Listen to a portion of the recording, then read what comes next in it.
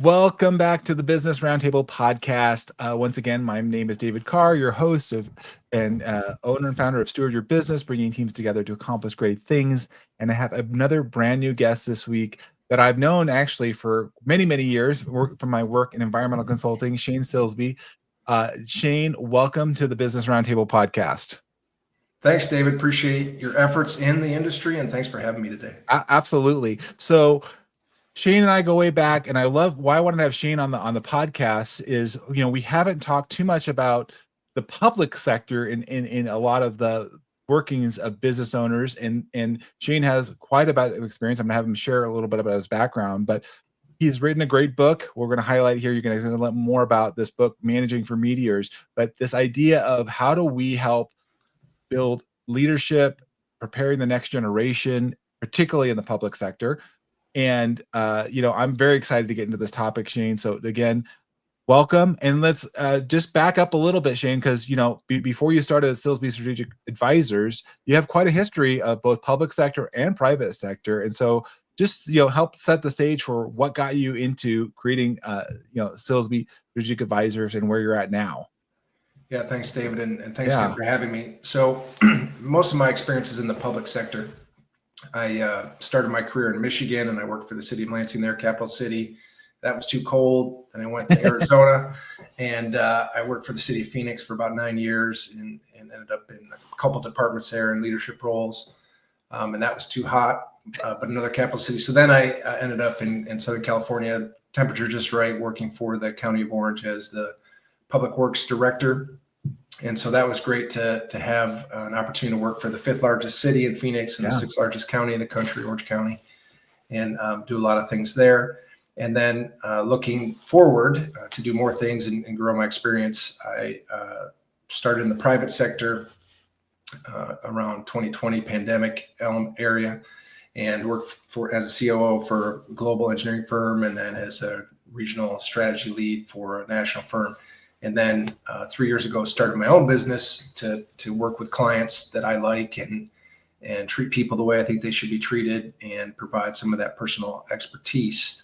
As normally a fractional government executive, those are usually the things that I'm doing for folks. So that's where I'm at now. Yeah, no, Shane. I mean, it's unusual because you and I do share this. I worked locally here for the County of Riverside for 3 years myself, and it's interesting to be able to go both sides and see, what works and what doesn't work, and kind of take the best from all of those worlds.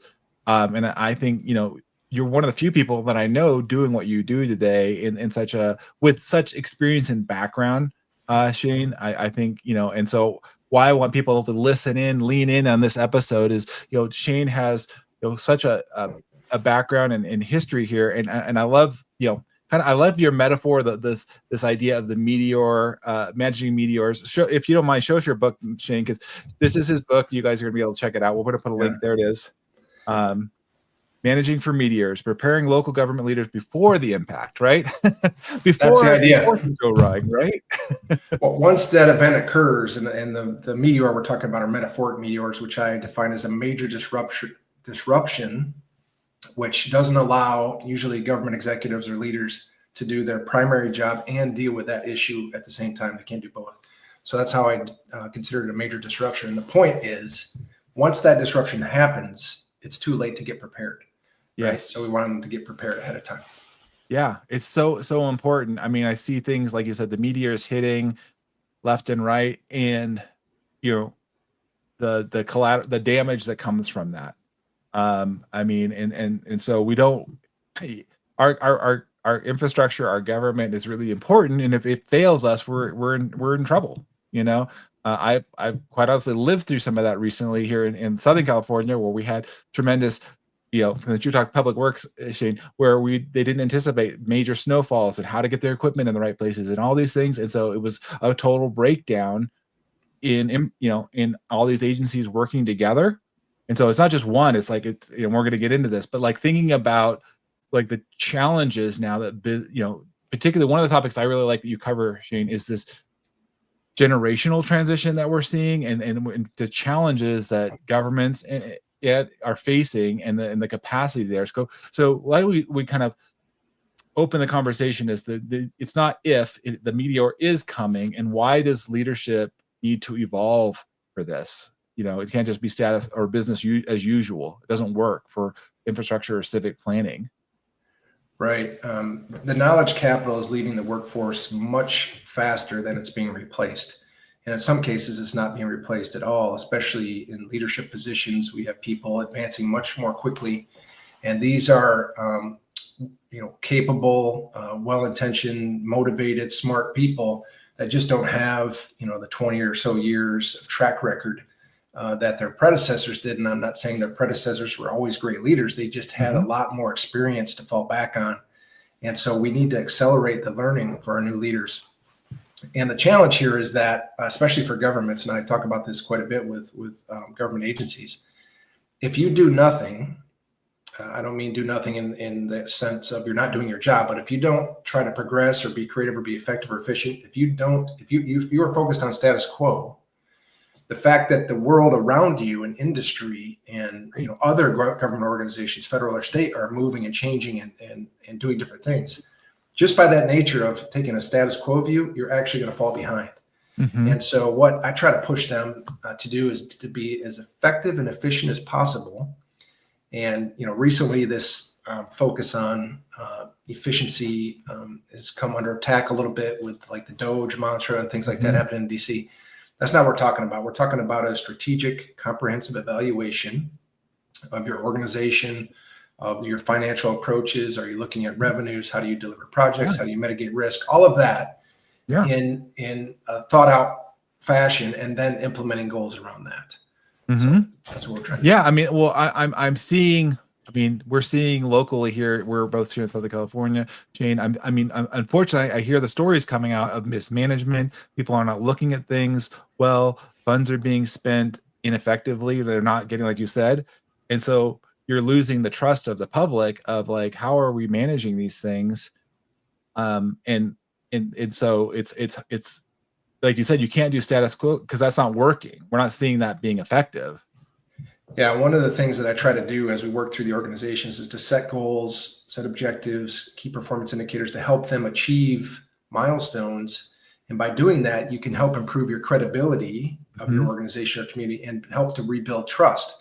Because the challenge, especially for the local governments, they get almost all the bad, but none of the good. What I mean by that is if the federal government is doing things that are causing people to lose trust in the federal government, that flows down. Or if the state is doing things to cause people to lose trust, that flows down to the local government. But those local government agencies are just trying to help the constituency. They are the location where the rubber hits the road. Right? The local government is the agency that's there, filling your potholes, cleaning up debris after emergency events, policing your streets. So they unfairly get lumped in with negative government perception, not having done necessarily anything wrong. But the point is, you have to be trying to build that trust and credibility all the time, because those negative elements, the meteors, all that will come to you no matter what you do. So you have to take that step to try to build that trust. And I've noticed, I know you and I are both very active on LinkedIn, among other platforms. I've noticed some agencies very proactive in getting messaging out there, what they're doing, what their plan is, how they're hiring. They're very intentional about the messaging. And I see some of that are just completely like quiet. And particularly for the generational gap, Shane, I'd love to get your perspective on, are we seeing, as you're seeing the exiting of the workforce of this older generation, attracting, public servants, that would want to come in and, typically, there's a lot of folks that would come into the public sector and work for many years, maybe their whole career. And that, it seems like that is changing, and how to attract and retain folks, because it's one thing to get them in there. It's another thing to actually, like you said, keep all that knowledge and that wisdom in the organization, because they could just leave and go somewhere else. Yeah, it's an uphill battle for government agencies. So if you think about in the past, so your government agency would be looked at as a secure location. You might have a pension that's reasonable. Your salary is going to be less, but you're going to have maybe some retirement benefits. You're going to have a straightforward, structured schedule, and there's going to be consistency. Let's just say that's the Yep. tenets of the past. While the private sector always offered as a balance to that, more compensation, but everything else was kind of different. Your schedule might be more volatile. Your work is more volatile. The security is less stable. And so that used to be the case where people could say, okay, I want long-term security and fulfillment, maybe as a public servant. That's how I wake up in the morning. Or I'm trying to, live the American dream, make money and do things more fast and get more things done maybe on the private sector. Well, now the challenge that local governments have is that the scales are tipped a little bit, I think, in favor of the private sector. And a lot of the workforce hasn't maybe experienced some of the things that can happen in the private sector, let's say in a recession, which, the factors are pointing towards a recession. And so governments now think about what's happened at the federal level, and you affect funding, and that affects the state and local. Less secure than in the past, right? When did we ever hear about 200,000 federal workers being just laid off or whatever, right? That's unheard of. So without a financial crisis to push that, right? That's kind of the other weird thing. So now government appears to be less secure, less stable. Then over the years, agencies have eroded the pension benefits because of the liabilities that are created. A government agency has to pay for those. And so that created a challenge. And then, of course, the salaries were not keeping up with private sector salaries, and no elected officials want to raise taxes to balance that. So you're kind of stuck. And then finally, since the pandemic, I think this has been the biggest push where, private sector companies, a lot of them offering work from home, altered schedule, all of that. And in a local government, I think people expect, and in most of the cases, it's a necessity that the worker has to be on site at least most of the time in conducting their efforts on site. So that's tipped the scales, and I think hurt local governments more than in the past. Yeah, so it behooves the government, particularly the local government, to create. I guess I would ask Shane, to create an environment and experience. If they can't, for the person that wants to get in there, at least that's what I look at when I look at private companies too. Is like, if you can't compete financially, and sometimes the money is one thing, but it's also what's your role, what's your opportunity for development. It's the environment that you find yourself in. Is this a positive, encouraging, like we're on a mission, we're on a vision, we have something bigger that we're contributing to, or do I just feel like just another cog in the wheel? I don't really feel like I'm part of something bigger, so I'm more apt to leave. So do you see governments that you're working with being more thoughtful in how they attract and then maintain new hires? To some extent. I mean, we're talking about a lot of agencies, right? In California There's a gamut. Yeah, we have, I think, 484 cities and 58 counties just in California. So a lot of differential in those, in the size of those. I'm still seeing a little bit of a siloing between like the human resources recruiting efforts and the mainline business groups, which is nothing new. But your point is, if those get closer together, maybe people will be more excited. Right. And then the other thing, as a leader in government, what I always try to do was be pushing initiatives that are generating a change, not change for change's sake, but there are usually so many things you can work on if you look across all your divisions, all your people, something to get your staff excited about, but also hitting those big milestones, right? Building those big projects, getting that new technology in place, right? Getting a big win from a revenue standpoint. Absolutely. Give people something to celebrate. Yes. Right. And so then people are more motivated. And I, in talking to the work groups over the years, I used to just say, like, look, do you want to do all these great things and all that stuff? And people just normally say, yeah, I want to do that. And I said, that's a dynamic organization. But dynamic means changing. Right. And so usually what most people want is what I call, or like a project, I call it like immaculate construction, immaculate initiative, where everything is better, but nothing changed to make it better, just is magically better. And you got to go through the process, right? Yes, absolutely. Well, this kind of gets into a point that next point I want to get into is kind of how do we deliver big projects in these bureaucratic systems? One of the things I remember, I think when I first met you, Shane, when you're working at Orange County Public Works, is you were going around and talking about here's the capital improvement program. Here's some of the things that we're doing. You're getting the messaging out there. You're reaching out not only within the organization, obviously, but you're reaching out to all the folks that are going to be bidding, pursuing these types of works. And having lived in Orange County myself for over 20 years, I saw a lot of these initiatives, from roadway projects to landfills to all sorts of different elements within the county. So I think, it is important. Like, how do we, move these big capital projects from just conception to actual construction, actually get it done? I mean, there's some different things that we're seeing here in Southern California, big infrastructure projects. So, talk a little bit about like what have you seen? How do we move that in an effective way in the systems that we find ourselves, all these different agencies, stakeholders? Yeah, and that one, there's a lot to unpack there, but just two main things, I think, and I've hosted a couple of practitioner sessions on this, and two in April. One was on developing and pushing out your capital improvement program, and the other is on the procurement side, how to become an owner of choice. So the capital improvement program itself, that, capital project is something that takes usually a design. You might need to acquire some land, you build it, right? You maintain it. Those are usually large multi-year projects. And if you don't have a plan to put that together with some accountability around it, very difficult to deliver on those big projects. Right? Yes. There's a famous quote, right? It says, if you don't know where you're going, any road will get you there, right? So you have to figure out the pathway forward. And just by publishing that, by the way, it takes some courage for an agency, because that creates accountability, right? With your teams, with the public.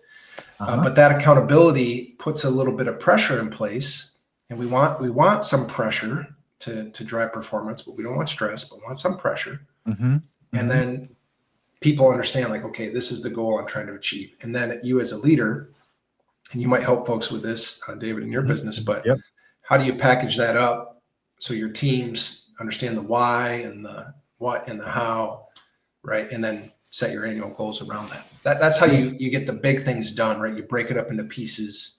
Accountability around those, and then mark your progress along the way. I like that what you just said about putting it out there and putting some pressure on us in a good way, not to add stress, but just to kind of have some accountability and say, okay, well, this is what we're shooting for. This is our goal. And that does take some guts and some commitment to be saying, are we really confident in this? We really want to make this initiative, and be willing to realize that no matter how great this project could be, you're going to get pushback somewhere from somebody. So how are you going to be able to withstand that or address that, right? As leaders, we have to be able to get those initiatives out there. If we really feel strongly about them, we feel like they're important. Yeah, and it does a couple of other things, right? It makes people think, right? Put things together. We have smart people, let them think, be strategic. It also announces it to the community. So every time somebody says, well, where did this project come from? Came out of nowhere. I didn't know anything about that, right? And I think almost most importantly, it triggers an opportunity for the private sector to provide services to the government agencies. And if you are not promoting your project until the day a solicitation comes out and hits the street and said, okay, here's a request for proposals, give me your best and brightest. Well, the teams are not set up that way in the private sector. Everybody's so busy that you're going to get less competition for your project, because they're going to be focused on a project that they knew more about and could strategize around to increase their chance of winning. So what happens when you get less competition, David? Prices go up, quality goes down, right? So that's the challenge when you don't put those things in place and put those out into the community. Yeah, and I think just to your point, Shane, in my history, my working in the industry, is that when you do those things and you say, hey, this is coming, like I said, solicitation is going to come in a year, or we're in the beginning stages. Like you said, it gives the opportunity for forward-thinking firms too to look and say, like, how can I position myself? How can I address the challenges that they're going to face? Oftentimes, I'm sure you've seen this, Shane. They may come up with some other solutions and alternatives that you didn't think of or consider when you actually get the solicitation, and be open to that and say, oh, wow, we didn't think about it that way.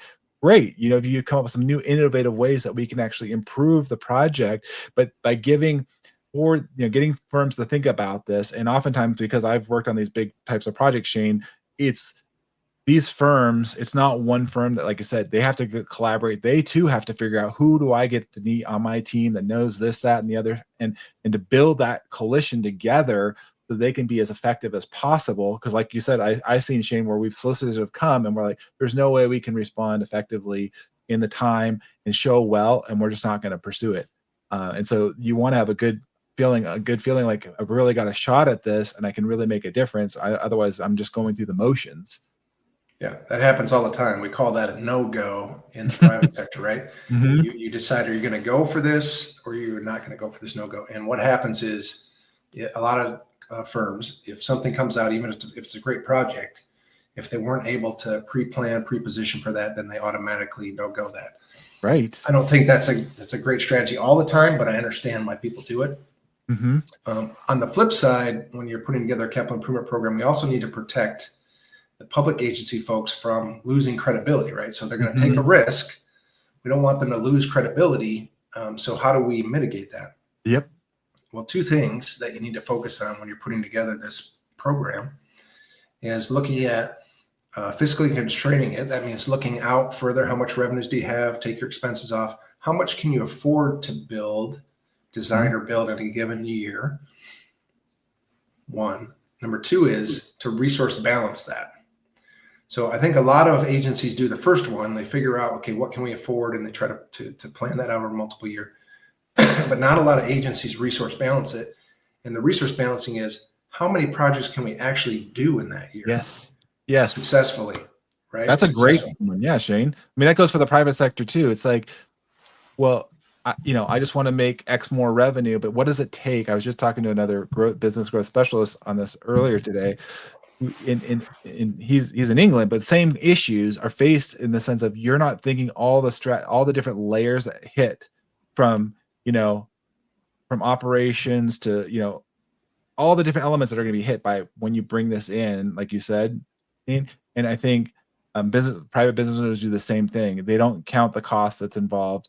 I mean, I'm here trying to help build teams, but I'm saying, if you bring another thing, you could actually implode your team because people are burnt out, they're overloaded, and they don't know how to get all this stuff done. And so, yeah, you're absolutely right. Counting that, like you said, the resource allocation, what's it going to take? What's the necessary infrastructure? And I mean, right now, I don't know, I'd be interested to get your take. I know we're coming up here literally in a few years, we're going to have the Olympics here.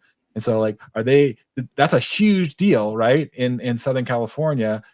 And I just heard I think it was the city of Santa Monica or somebody saying, look, we're not going to take on an event. We can't afford, we don't have enough time. We can't afford to do this.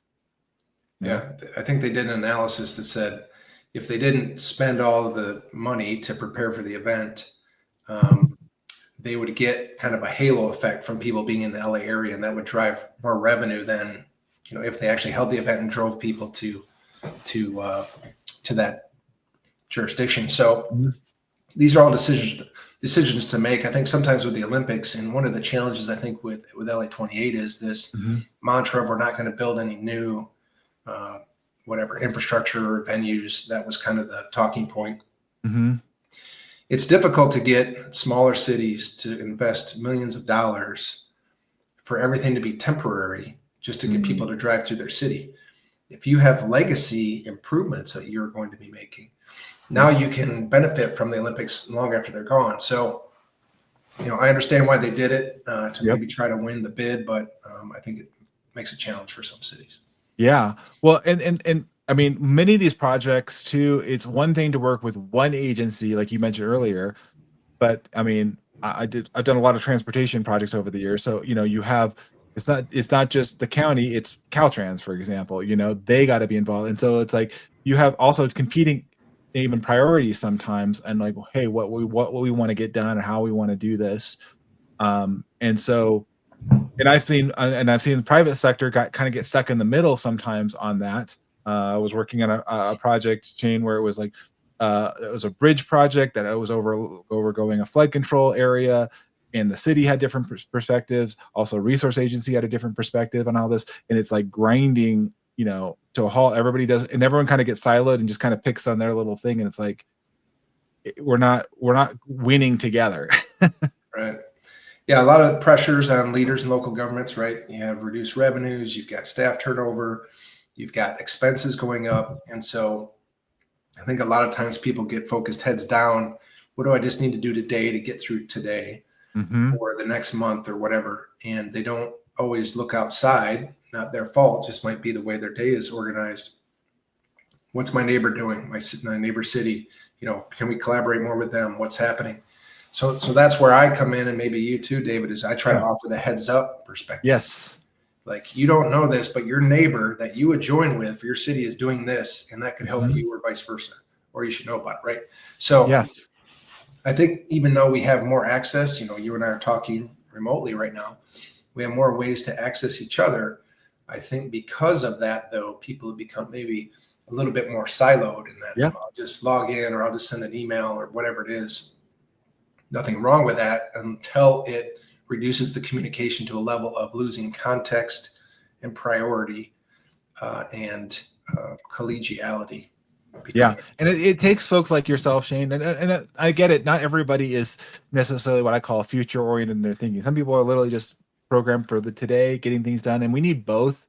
It's not either or. And so, some people resist both either way. Some of the people are like, why do I just got to deal with the thing in front of me? And other people, and then in the future oriented folks, we need both. And so what it basically is saying, what I hear you saying, Shane, is like tapping into the folks that are looking at those things, bringing together you and I, what I would say is, or connectors. One of the things, the framework I use is called 5 voices, understanding your leadership voice, how you show up, and recognizing the strengths and not worrying, not being, I don't know, defensive or worried, but just empowering other folks that have different strengths, abilities, and lifting that up. And it may be different. And I think organizations, and maybe you can speak to this, because sometimes there's organizations that they'll default to one way of, it's almost like groupthink. It's like we're all this way, and we don't like these outside voices coming in. But really, you want to have some challenge, like you had said earlier, pressure and kind of testing some of these things. Does this still work? Does this mantra or mindset still work? Or do we need to change it, not for change's sake, but to just evaluate, is this still working the way we want it? And it giving us the results that we really want? Yeah, I think there's two things. One is that I think, our government leaders are built to be more conservative, and that's to have continuity of government. There's a reason for that. But sometimes it causes, the analysis paralysis, all that stuff. And what I tried to talk to my teams about in government was, let's do, enough research to have defensible decisions, but let's launch and then course correct, right? That these initiatives, they take so long, a lot of times, years. There's time to course correct. I don't mean to be flippant or ignore base details, but do your research, make a defensible decision, and move forward. Because if you wait and you don't move forward, we talked about this earlier, everything's changing outside. So the decision points you made at the time you made them might no longer be valid. And then you're caught in this do-over challenge. And then the other thing I think that you and I might come up against with trying to help people in organizations, and this is not right or wrong, but people have to have a certain level of maturity. I don't mean to say immature like your teenager, but just mature and confident in themselves, that it actually demonstrates leadership. To bring in a strategic advisor or a fractional government executive or a connector, you're actually multiplying your ability to be successful. You're not diverting that. And that takes a certain type of person to embrace that. And it depends I 100% agree, Shane, and I believe you lead from that. Absolutely, what I've seen and know of you. I mean, I remember, in early on in my career, Shane, when I started to transition from being a technical specialist, biologist, and I started to have to manage projects and people, I realized I better lead myself well if I expect anybody else to follow me. And I have to be able to recognize, like you said, my strengths and my weaknesses or my shortcomings. And I'm not feeling guilty about it. Just recognize that's not my area of strength. And where do I find people to help me? And I absolutely agree. Why we have the whole Business Roundtable podcast, Shane, is to bring folks like your voice here to hear and listen. You're an actual multiplier when you come in, because you're actually bringing in and shortening the gap of both time and money that they would spend otherwise. And it is wise, I just recorded an episode with a lawyer yesterday. We were talking about like instead of like the media of having the lawsuit or the legal issue come up, being proactive and getting things in place so that you're not facing that and all the money and the time. But we have to train our brains, I think, like you said, intelligent leaders, to being more proactive rather than just being reactive, right? For sure. And part of that comes with trying to be careful how we place blame with people. Like everybody's always ready. Something happens, let's blame somebody. We need a scapegoat, right? We need them gone. Sometimes in governments, things just happen. Yep. Right? A fire, a wildfire happens, whatever it is, right? The storm happens. Yep. We expect our governments to be prepared for every event 24 hours a day, no matter the impact and the scale of it. Well, the bottom line is that they're not funded that way, right? People want maximum level of service, but minimum level of taxation and cost, right? So it's an unfair expectation. But I think to your point, when we're trying to deal with leaders, that's what my book is about, dealing with leaders, is trying to help them, especially with things that are beyond what their day can take on from a capacity standpoint. Yep. Right? Yeah. You can do A and you can do B, but you can't do both. Okay, so I'm working with you, David. You work in the public sector. You have things you can do that I can't do. You're going to be working with your electeds. You're going to be managing your staff. You're going to be looking at time sheets. You're going to be developing your budget. You're going to be mitigating issues. Those are all things you can do that I can't do. But you might have a project or initiative that I can do and help you with my 25 years of experience in the industry, or with your experience, David. And now we can get 2 things done, or 3 or 4. And if that person tries to do them both, right, they won't do either one. They won't do either well. And that's hard to realize when you're in it, right?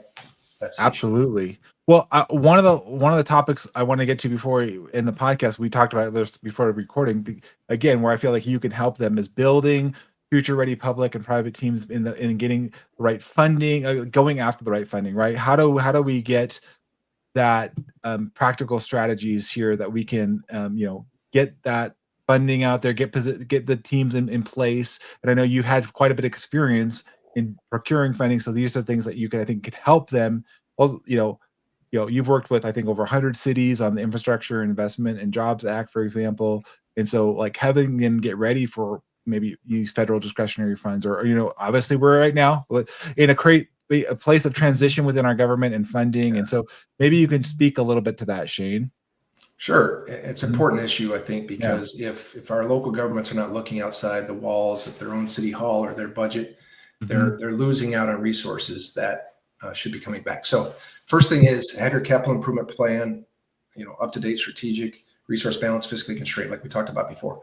Why is that important? You're going to now publish and stand behind how much money you need for what phase of a project and when you need it.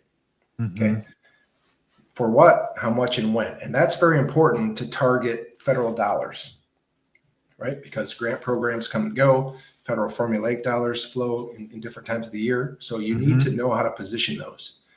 And then what I like to do and help agencies with is take all of your projects that we think are eligible, first an eligibility screen against federal programs, and then line them up in time and the phase and the amount with the grant programs. So for example, the bipartisan infrastructure law had 120 different grant programs before. Many of those are being cut now, but you could line up the timing for the notices of funding, opportunity releases, and the eligibility categories and the max min grant awards and all that stuff. You cross-reference that with your capital improvement program to see what hits. Now you can start to plan, right? Getting ready, being prepared, so that when that notice of funding opportunity comes out, you already know what project you're going after. You already know how much, you already know the phase, and you can get your grant writers and your teams ready to go and try to access that. The challenge right now, and you talked about the transition happening at the federal level, is I'm getting some feel at the local agency level, which I think is justified. I don't have the confidence that if I do all the things I need to do, that the federal government is going to maintain their commitment in awarding that to me. And we've seen this with a lot of programs, where the latest was the BRIC program, building resilient infrastructure in communities, it's a grant program to build resilient infrastructure, like it sounds, put into place in 2018 by the Trump administration. and now just removed by the Trump administration and removing all approvals, all the way back 4 years. That's difficult for a local government. Yeah. If you invested $50,000 on your grant applications and a benefit cost analysis, and you progressed your project in line with what you needed to do to comply with those federal regulations, and then you basically get the rug pulled out under you. So those things are not helpful. People could justify the reasons, but they're not helpful at the local level. When funds are limited, expectations need to be managed. And in some cases, people are submitting for grants because they have no way with the funding in their agency to pay for that big thing, whatever it is. So that's the challenge on the funding side. And we're going to continue to see infrastructure as a topical debated point as we go into the federal fiscal year 26. Well, I mean, most infrastructure is one of the things when you think about government and what does government provide. Infrastructure is one of the key things we think about, the roads that we drive on every day, for example. So that is going to be an issue.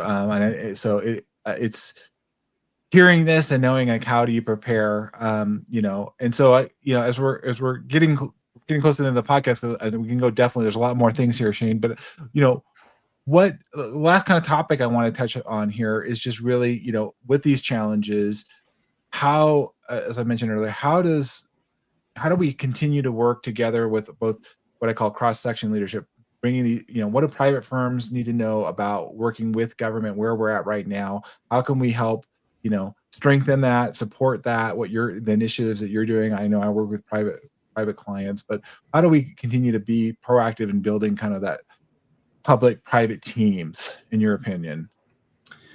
Yeah, that's a difficult one for depending on the agency and the level, right? So at the local level, where I spend most of my time, I think it's about building the partnership of trying to achieve something together. It might sound cliche, but if your only reason for trying to interact with that government agency is just to get a feedback or a contract, okay, but you're not really building that partnership.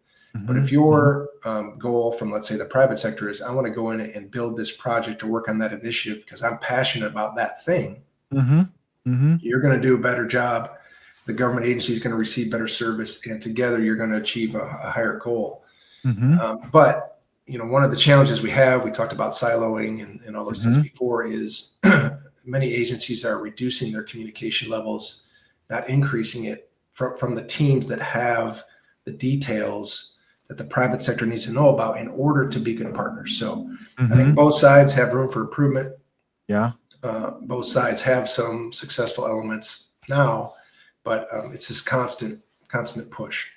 I like how you said earlier, Shane, about kind of having the maturity. I feel like sometimes and this goes public and private side, but I've seen where sometimes maybe this where there's so let's just use the example of the public sector side, where there's somebody in the public sector side of the government where they may not have enough. They don't feel like they know enough, so then they kind of are a bit of a roadblock because they want to kind of, if they can understand and appreciate. Again, nobody's trying to take advantage of each other, but just like, how do we work together? And especially like this is what I'm thinking about the private side. When the private side is going to pay for or build or put some infrastructure in place as part of a larger project where you couldn't get the funding, like you said, otherwise, you're like, hey, look, we can't get the funding. However, if we can figure out a way to do this in a collaborative way and not a combative way, or like, and I feel like sometimes there's a misunderstanding, and it's like, how do we achieve this together? Or like you said, just the communication skills alone, sometimes just how to collaborate, because we just don't have the skills. I've noticed that in the younger generations, particularly. Unfortunately, I've had just on my podcast, had a career coach talking to millennials and Gen Zs, because they're not even picking up the phone, or maybe they send an email. They're just not building the collaboration. And it's like, who do you like to work with? The people that that you like, that you trust. And if you don't have a relationship, it can be very transactional. Yeah. And to your point on projects, there's two things that I think really help with that. One is what we call in California progressive design build. The rest of the country just calls it design build, but it's a forced collaboration on purpose to get people to work together towards a common guaranteed maximum price. So it creates predictability, accountability, and everybody has a role and has chips on the table, if you will.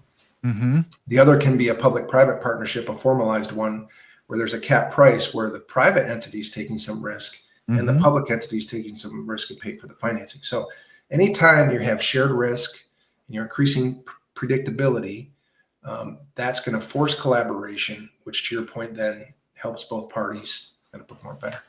Yeah. Shane, there's you've covered so many great areas today. I know we're just scratching the surface. And as we're wrapping up the podcast, and we're going to provide your link to the book. You guys can connect with Shane on LinkedIn, and I'll make sure his website's available to you. But Shane, what is as your closing thoughts and takeaways here that you'd want to impart to those both working in the public sector and private sector? Just what should they be considering? How can we continue to improve in these areas of both public and private sector projects? I think a couple things real quick. One, don't beat up on your local government too much. They're doing the best they can with the resources they have. Secondly, support funding initiatives when they come up, especially for infrastructure. Seems like people are always willing to pay higher taxes for schools, and they should. Yep. But then when it comes to infrastructure, for some reason, people are suspect about that. So support those infrastructure needs. And then the third thing I would say is continue to advocate with elected officials, both at your local, state, and federal level. One of the things in my DC trip, I just went in April for about a week. You can walk into any congressional office on the Capitol Hill. You got to go through security and all that stuff to get in, but you can go advocate for your position, and without politics being involved. What is important to you, and what should the federal government focus on? What should the state focus on, and the local focus on? So that's my final thought: is people should advocate however and whenever they can. Make your voice heard. I agree, Shane. That's so important. I feel like some people don't do that. I was just talking to the lawyer yesterday, and she's like, if you tell me I can help advocate, I can be on your behalf. But if you don't tell me, I don't know what's important to you. And we need to make our voice heard. And like you said, you were saying earlier, putting out the capital improvement program or whatever the case might be, putting it out there. You're looking for some pressure in a good way to refine it. And our elected officials need to hear from you. What's important to you? For sure. Yeah. Thank you so much for being on the podcast, Shane. It's a pleasure having you here. So many great insights. I hope everybody really connects with Shane. Check out his book. Again, we'll provide all the resources here in our show notes. Again, thank you again, Shane, for being here on the Business Roundtable Podcast. Thanks, David. Thanks for everything you're doing in the industry. Thanks for having me on. Absolutely. Thanks, everybody, for listening. Of course, like and subscribe. Leave your comments. We'll be sure to get those back to you. We'll respond to them. And again, thanks, everybody. Be well.